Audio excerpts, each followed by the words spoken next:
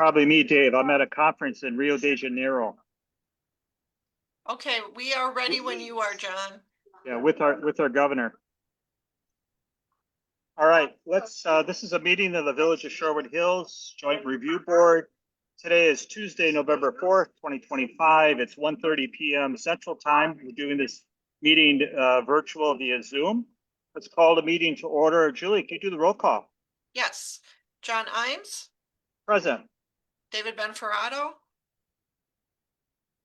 Adam Gallagher, Present.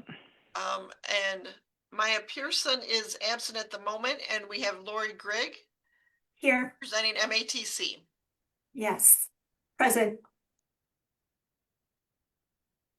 Thanks for that, Judy. Just want to confirm compliance with the open meetings law.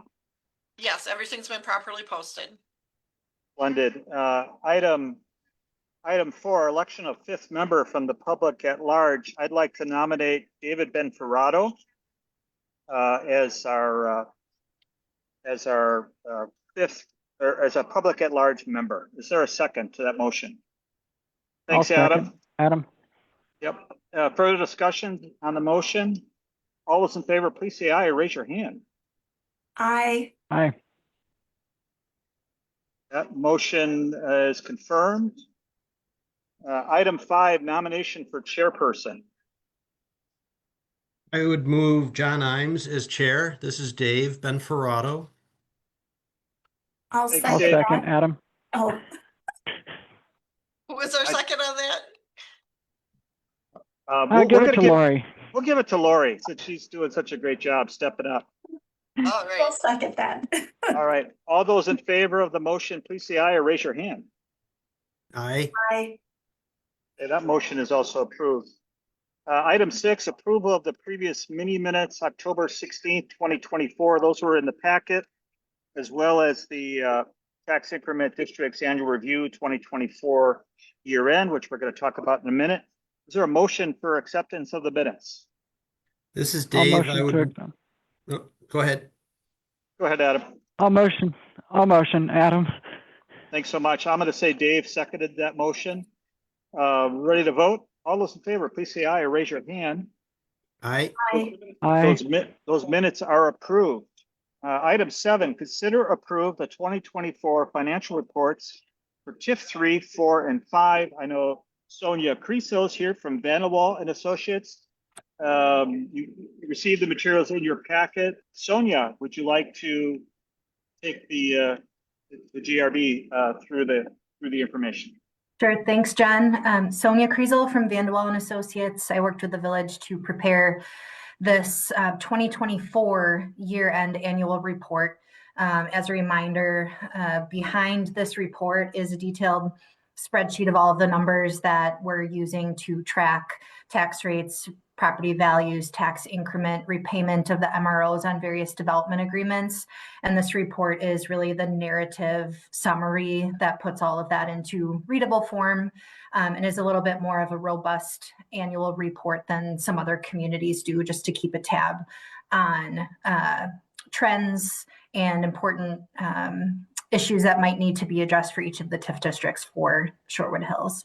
So I will bring up a really, really brief and simple slide deck that just helps us walk through that annual report that was in your files. And I have to go to slideshow. Okay. So just a geographic reminder of where Shorewood Hills 3 TIF districts are. From oldest to newest, TID 3 is blue along University Ave, University Bay Drive, and Marshall Court. And then moving to the west, green TID 4 and TID 5, which actually overlays some of TID 4.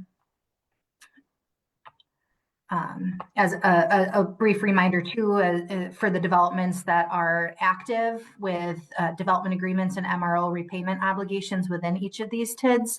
In TID 3, we have 3 projects. Those are for the Boulevard, 700 University Bay Drive, and a project on Marshall Court that was just completed last year. TID 4 and 5 are for the residential development by FLAD called the Lodge, and there's Lodge Phase 1 in TID 4 and Lodge Phase 2 in TID 5. The big headline here from this slide summarizing the performance of each of the TIDs is that each one is healthy and doing well. But Sherwood Hills is sort of out of the TIF game as a result of that. With the figures at the bottom, you can see that we've been tracking towards the 12% limit for overall TID value. And in 2024, we were still slightly under the 12% limit. But of course, now that we're almost a year beyond that, we have eclipsed the 12% limit, and Sherwood Hills can no longer create any more TIF districts. Outside of some special circumstances, there are scenarios where you might be able to do a property subtraction. TID 3 might be eligible for an extension under the community college provision. Or there might be special legislation. For example, there's another bill working its way through right now in the legislature that might, increase that 12% limit.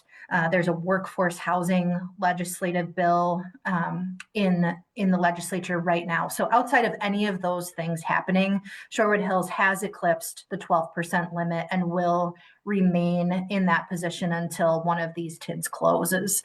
The TID 3 termination date is about 5 years from next year, so closing in 2031. TID 4 does close in a year prior to that, 2030. So for about 5 years until something changes, no new TIF districts. And then on top of that, TID 3 has passed its spending life. So it's past the last year of its spending period and cannot enter into any new development agreements for new expenditures. And then TID 4 and TID 5 are pretty much built out. There are no additional parcels available for redevelopment or new construction. So above the 12% limit, but also within the 3 TIDs, we're pretty much frozen with any additional expenditures. So TID 3, just a real brief snapshot here. We have the ongoing MRO repayment for the 3 development agreements that I mentioned, the Boulevard, 700 U-Bay Drive, Marshall Court. The big issue that we were monitoring last year with TID 3 was the University Avenue expenses. And with the projected expenses for University Avenue reconstruction, there was potential for the village to be in an annual deficit situation. And we were in conversations about some creative ways to make up for that, whether there needed to be an interfund loan from TID 4 and 5 to TID 3 or various solutions that we could come up with to address that.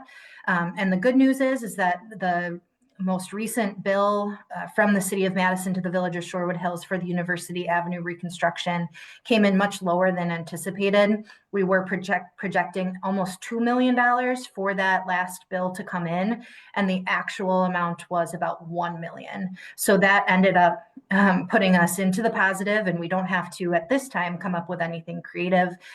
If we do need to, for whatever reason, that ace in the hole potential is the community college extension that we can revisit here.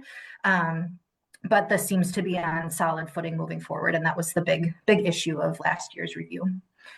This kind of summarizes everything that I just verbalized here. And go on to TID 4. Again, repayment of the Lodge 1, no additional redevelopment opportunities available. If the MRO obligation is paid off, there's potential that this could even close early, but that's something to monitor. Otherwise, the termination date is targeted there at year 2030. And TID 5, really the same story, continued repayment for the MRO obligation to John Flad. For the Lodge 2, no additional redevelopment opportunities.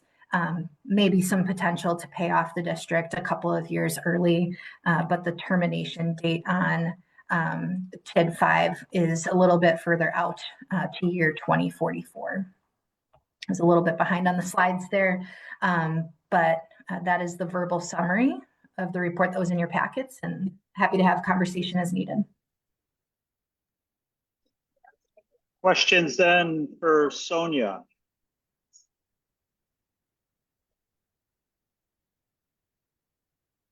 Questions, comments at all? Okay, I'm gonna ask then, John, for, John, I have go a ahead, Dave. question. You bet, you bet. Sure, I don't, this doesn't have to be long, and if the answer is not readily available, it's not readily available. This is for maybe Sonia and Brian. In terms of TID 4 and that it might be possible to close TID 4 1 or 2 years early once the debt and the MRO are paid off. So that would mean that instead of TID 4 closing in on January 19, 2030, we might be able to close it in 2028 or 2029, just because we only meet once a year. What is the process, and what would the timeline be, and what would the process be if the village did want to elect to do that? I just don't want to miss that opportunity if that opportunity presents itself.